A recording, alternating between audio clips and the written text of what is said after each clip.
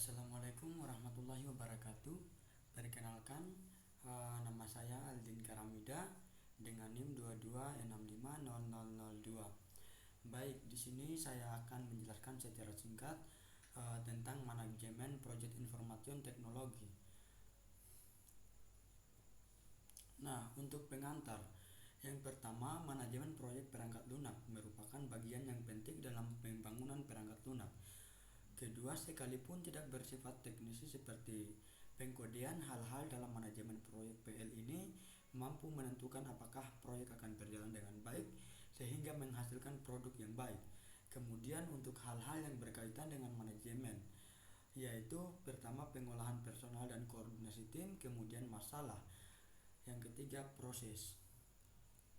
Nah, untuk terminologinya, manajemen proyek aplikasi pengetahuan, keahlian alat buntu dan teknik untuk mengolah aktivitas proyek dalam menghadapi kebutuhan dasar stakeholder dan memprediksi sebagai hal yang berkaitan dengan proyek. Untuk manajemen personal, produk dan proses, di sini yang pertama manajemen proyek perangkat lunak mengatur 4 hal. Yang pertama, personel, masalah berkaitan dengan produk, kemudian proyek tambahan tapi sangat penting. Untuk di bawahnya 4 hal ini berurutan mulai dari yang paling penting. Kemudian personal mendapat tempat paling penting karena tanpa personal yang baik dan tepat maka 3 hal lain tidak bisa berjalan dengan baik. Untuk kategori personel, yang pertama personel pembangunan PL melibatkan banyak personal dan dikategorikan dalam 5 kategori. Yang pertama manajer senior, yaitu untuk menentukan usaha yang dikerjakan dan memegang keputusan dalam proyek. Kemudian manajer proyek teknisi atau pimpinan tim yang fungsinya yaitu untuk membuat rencana, memotivasi, mengatur dan mengendalikan praktisi dan yang mengerjakan PL. Yang ketiga praktisi, yang berfungsi mengerjakan PL. Kemudian klien yang menentukan kebutuhan dan pihak yang berkaitan dengan hasil produk. Yang terakhir pengguna yang berinteraksi langsung dengan PL yang dibangun. Untuk pemimpin tim di sini adalah manajer proyek. Kemudian secara tim diharuskan mempunyai keterampilan memimpin yang cukup. Dan seseorang tidak menjadi pemimpin tim secara kebetulan, tapi sungguh-sungguh karena punya kemauan. Kemauan di sini yaitu kemauan secara personal oleh pemimpin tim. Kemampuan yang harus dimiliki pemimpin tim yaitu mampu memotivasi, mampu berorganisasi, mampu mendorong keluarnya ide-ide baru, mencari penyelesaian masalah, mampu menjadi manajer, mampu menghargai kerja, dan mampu mengenali tim. Untuk masalah yaitu sesuatu yang menghambat tercapainya tujuan. Kemudian oleh karena itu kita harus mengamati masalah pada awal dimulai sebuah proyek. Untuk proyek adalah urutan sementara aktivitas-aktivitas unik, kompleks dan terkoneksi yang memiliki satu tujuan atau sasaran dan harus dilengkapi dengan yang spesifik sesuai dengan anggaran dan sesuai dengan spesifikasi.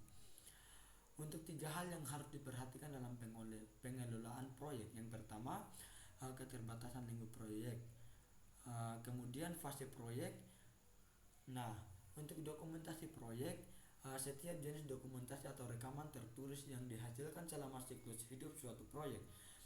Dokumen konsep proyek, yaitu dokumen yang berisi ringkasan visi dan tujuan proyek yang diungkapkan oleh klien atau pemangku kepentingan awal. Kemudian dokumen kebutuhan proyek, dokumen yang merinci persyaratan, spesifikasi dan fitur yang diperlakukan oleh proyek. Kemudian dokumen persetujuan, dokumen yang menunjukkan persetujuan resmi untuk memulai proyek dan mengalokasikan sumber daya.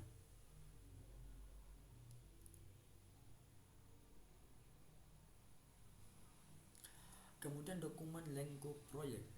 Dokumen yang mendefinisikan lingkup proyek termasuk anggota tim, sponsor dan elemen-elemen proyek yang harus diselesaikan. Kemudian dokumen perencanaan proyek.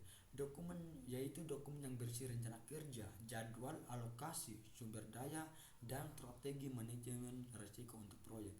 Kemudian dokumen hasil proyek. Untuk dokumen yang berisi hasil kerja proyek seperti produk laporan dan deliverables lainnya.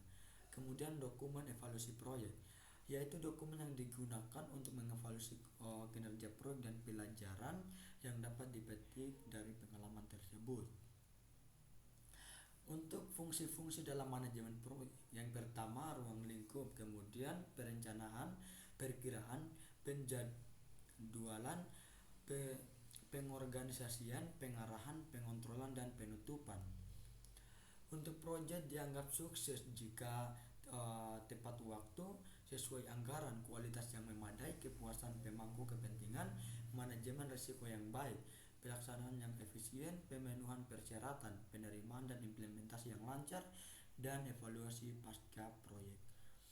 Penyebab kegagalan suatu proyek yaitu kurangnya rencana yang matang, manajemen risiko yang tidak efektif, kurangnya sumber daya yang mencukupi, komitmen yang kurang dari pemangku kepentingan, perubahan yang tidak terkendali, ketidakmampuan untuk mengatasi konflik, komunikasi yang buruk, ketidakmampuan untuk belajar dari kesalahan, tidak adanya pemantauan dan pengendalian yang cermat, dan perubahan lingkup eksternal.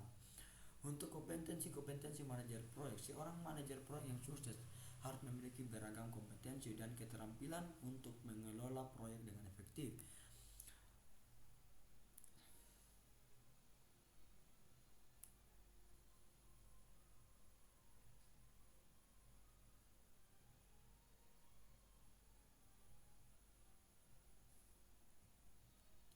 Baik, mungkin itu saja penjelasan kali ini. Lebih dan kurangnya mohon dimaafkan. Saya tutup dengan ucapan wabillahi taufiq wal hidayah. Wassalamualaikum warahmatullahi wabarakatuh.